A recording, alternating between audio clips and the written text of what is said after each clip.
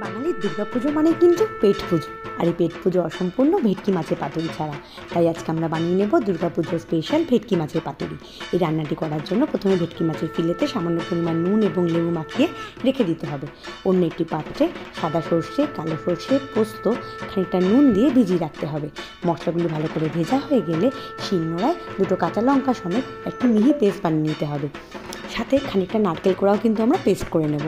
এরপর মাছের সাথে সর্ষে পোস্ত বাটা, নারকেল বাটা, টক দই, হলুদের গুঁড়ো, পরিমাণ মতো নুন এবং খানিকটা কাঁচা তেল দিয়ে ভালো করে মেখে রাখবো।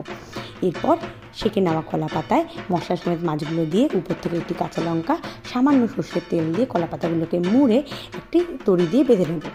এরপর কড়াইতে সামান্য সর্ষের তেল দিয়ে এপিট ওপিট করে কলা পাতার পুটলিগুলোকে ভাজলেই তৈরি আমাদের ভেটকি মাছের পাতুরি।